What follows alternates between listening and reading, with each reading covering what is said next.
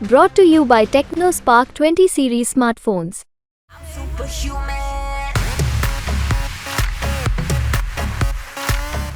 अभी तो हालात दिख रहे हैं प्रदेश के। उन्हें जब चचा को और अपने बाप का ही मतलब जो कहते हैं ना, सम्मान नहीं किया तो हमने चचा का दूसरे, ये तो चचा बहुत दूर के हैं, कौन आ गए हैं हमारी समझ में नहीं आया। मैंने तो देखे नहीं कभी, ना रामपुर वालों ने देखे हैं, लेकिन चर्चा है कोई प्रत्याशी हैं सपा के।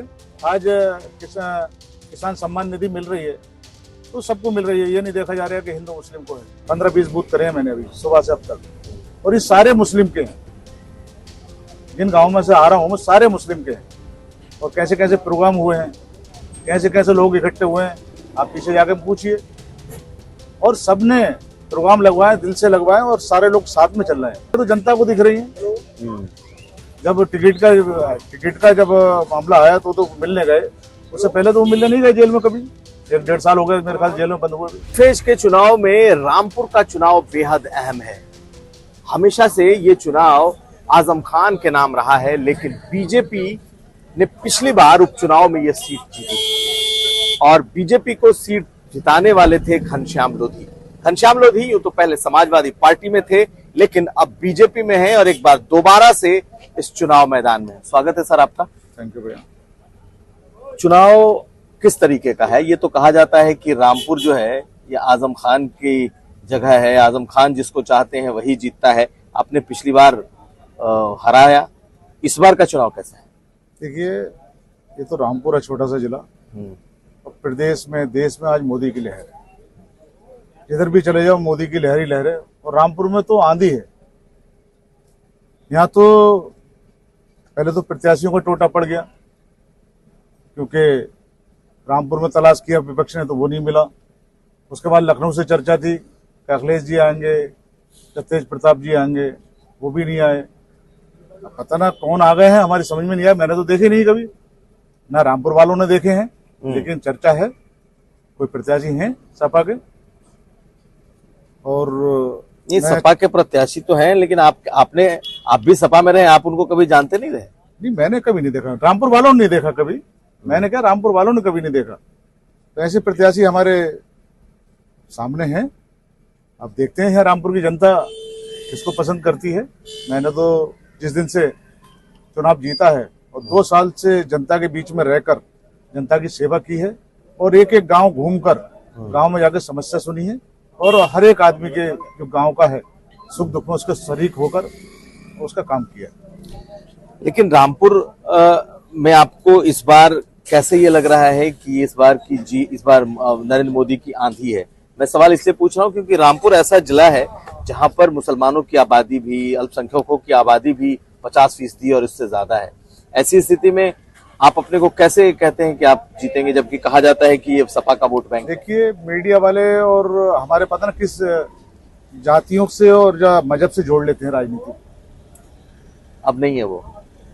अब मैं मेरे ख्याल 10 गांव करके आ रहा हूँ, 15-20 बूथ करे हैं मैंने अभी सुबह से अब तक, और ये सारे मुस्लिम के हैं। जिन गाँव में से आ रहा हूँ वो सारे मुस्लिम के हैं, और कैसे कैसे प्रोग्राम हुए हैं, कैसे कैसे लोग इकट्ठे हुए हैं, आप पीछे जाके पूछिए। और सबने प्रोग्राम लगवाए, दिल से लगवाए, और सारे लोग साथ में चल रहे हैं। मुस्लिम प्रधान हैं, हमारे बीडीसी मेंबर हैं, सब लोग साथ में चल रहे हैं और खुल के चुनाव लड़ा रहे हैं। तो आप कैसे कह सकते हो हिंदू मुस्लिम पे चुनाव कैसे आ सकता है? और मैंने तो कभी राजनीति नहीं की हिंदू मुस्लिम की। जब भी मैंने 2 साल हो गए, 2 साल में कोई मुसलमान ये नहीं कह सकता मुझे अपने घर से लौटाया, कोई सरदार ये नहीं कह सकता मुझे अपने घर से लौटाया। हिंदू मुस्लिम की मैंने राजनीति कभी नहीं की। मैं सबका साथ, हमारी पार्टी का एक नारा है, सबका साथ सबका विकास, उसी के आधार पर हम लोग काम कर रहे हैं। और माननीय मोदी जी की नीतियों से खुश होकर आज जो हमारी योजना है हमारे भारत सरकार की, उससे खुश होकर हिंदू मुसलमान सब आज भारतीय जनता पार्टी के साथ। तो मेरा सवाल यही है कि आप क्या जो मुस्लिम वोटर है वो सहज है बीजेपी को वोट करने में, कमल को वोट डालने में? वो तो दशकों से समाजवादी पार्टी, साइकिल या कभी हाथी को वोट डालता आया है।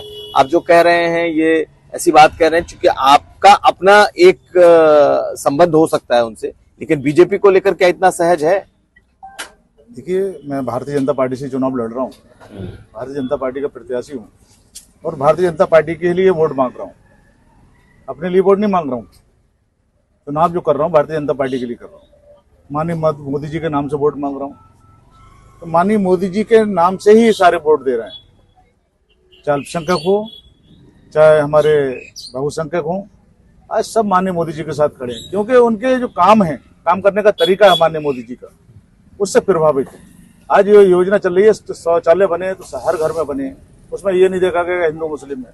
आज किसान सम्मान निधि मिल रही है तो सबको मिल रही है, ये नहीं देखा जा रहा है कि हिंदू मुस्लिम को है। तो सब योजना का लाभ सबको मिल रहा है, तो सबका मन भी कहेगा भाई इससे अच्छी सरकार कहाँ मिलेगी।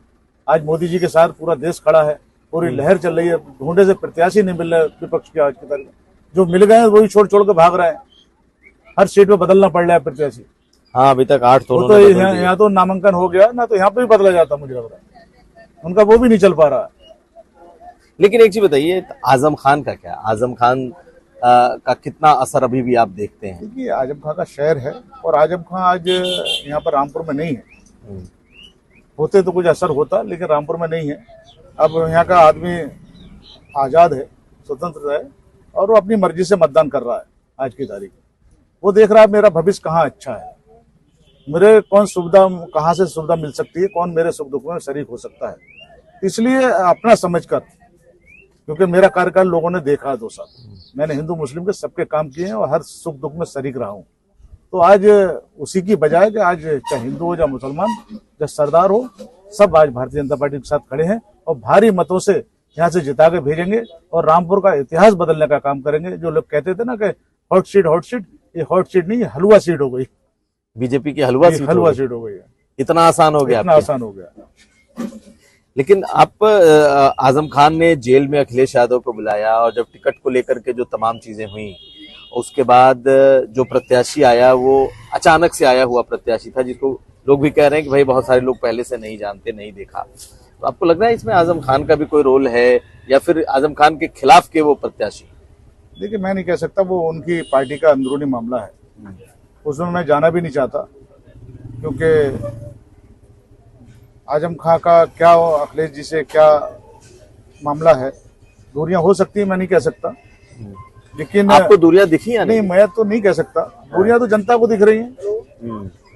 जब टिकट का जब मामला आया तो मिलने गए, उससे पहले तो वो मिलने नहीं गए जेल में कभी, 1-1.5 साल हो गए मेरे ख्याल जेल में बंद हुए। तो वो अखिलेश जी खुद चाहते हैं कि आजम खान जेल में रहे। क्यों? अभी तो हालात दिख रहे हैं प्रदेश के। उन्हें जब चचा को और अपने बाप का ही मतलब जो कहते हैं ना, सम्मान नहीं किया, तो हमने चचा का दूसरे, ये तो चचा बहुत दूर के हैं। तो आजम खान कोई मुद्दा है कि नहीं यहाँ? नहीं, आजम खान फिलहाल कोई मुद्दा नहीं है। लोकतंत्र है और लोकतंत्र में यहाँ हर आदमी आजाद है और आजादी के साथ अब वोट देना चाह रहा है और मैं समझता हूँ विकास के ऊपर यहाँ वोट मिल रहा है। लेकिन समाजवादी पार्टी ने, अखिलेश यादव ने हमेशा कहा कि आजम खान को सताया जा रहा है, दबाया जा रहा है, उनके खिलाफ मुकदमे लादे जा रहे हैं, उनको जेल में बंद करके रखा जा रहा है। आप और रामपुर की जनता इसको किस तरीके से देखते हैं? देखिए हमारी सरकार में, भारतीय जनता पार्टी की सरकार में, जो भी गुनहगार होता है उसको सजा मिलती है। आज की तारीख में बहुत सारे दलों के नेता जेल में हैं या फरार हैं और किसी के पीछे सीबीआई लगी, किसी की ईडी लगी, क्योंकि उन्होंने गुनाह किए हैं और गुनाहों की जांच होती है। गुनाह की जांच होती है तो जेल भी जाना पड़ता है। तो इसमें कहने की जरूरत नहीं, जिसने जो किया है वो भरना भी पड़ेगा, जब मैं हूँ, जब आप हो, या कोई भी हो। ये तो कानून तो सबके लिए है, तो जनता इसमें नहीं जाना चाहती। जनता ये देख रही है हमारे हित में कौन अच्छा है कौन बुरा है। अच्छा, आखिरी एक आध सवाल ये बताइए कि आपके लिए कौन सा मुद्दा इस वक्त रामपुर में है जिसके बूते पर आप चुनाव लड़ रहे हैं? देखिए मेरा मुद्दा एक ही है कि रामपुर का विकास, और 1.5 साल में मैंने बहुत, माननीय मुख्यमंत्री का भी आशीर्वाद रहा, माननीय मोदी जी का भी आशीर्वाद रहा, बहुत सारे विकास ऐसे हो गए जो जनहित में थे। एक हमारा मिलक का पुल है, ओवर ब्रिज, मेरे ख्याल से कई सांसद उस पर लगे लेकिन वो नहीं करा पाए। मैंने माननीय मुख्यमंत्री से कहा तो रेलवे का ओवर ब्रिज 108 करोड़ का वो मेरे ख्याल से स्वीकृत हो गया, पैसा भी आ गया और काम भी शुरू हो गया। बहुत जरूरी था। 50 गांव ऐसे थे जब रेलवे लाइन पे ट्रेन खड़ी हो जाती थी, मालगाड़ी, तो 2-2 दिन तक खड़ी होती थी, रास्ता बंद हो जाता था। तो वहाँ के लोगों में बड़ी खुशी है। मैं परसों अभी गया वहाँ पर, तो लोगों ने बड़ी खुशी जाहिर की, बोले ये काम करा दिया, बहुत बड़ा धन्यवाद हम सरकार को, माननीय मोदी जी को भी, माननीय योगी जी को, उन लोगों ने दिया। तो ऐसे कई काम ऐसे हो गए। अभी हमारा ये शाहबाद से लेकर भाजपुर तक स्टेट हाईवे है, इसका चौड़ीकरण होने जा रहा है। ये 10 मीटर की रोड होने जा रही है। 200 करोड़ रुपए इसके लिए भी स्वीकृत हो गया, काम शुरू हो गया। ऐसे ही हमारे ये आप गए आए हो गए टांडा से लेकर और डडियाल तक, ये भी 10 मीटर की रोड चौड़ी हो गई, इस पर काम शुरू हो गया। तो बहुत सारे काम ऐसे थे जो हमारे रामपुर के हित में थे, जनहित में थे। और बाकी चौराहे तो हमारे रामपुर के देख ही रहो कितने खूबसूरत बनना है। माननीय गडकरी खूबसूरत तो आजम खान ने भी कहा कि उन्होंने रामपुर को पूरा बहुत खूबसूरत और बहुत चमकाया। उन्होंने चाहा खाली नगर के लिए चाहा, रामपुर के लिए नहीं चाहा, नगर के लिए चाहा, नगर खूबसूरत बनाना चाहा उन्होंने। लेकिन भारतीय जनता पार्टी की सरकार में चाहे नगर हो, चाहे कस्बा हो, चाहे गांव हो, सबका विकास हो रहा है। चलिए एक और आखिर सवाल में, आपको लगता है कि आजम खान का बहुत ज्यादा बोलना, बहुत ज्यादा वाचाल होना, हर मुद्दे पर बोलना उन्हें भारी पड़ गया है और ये वजह है उनके जेल में होने की?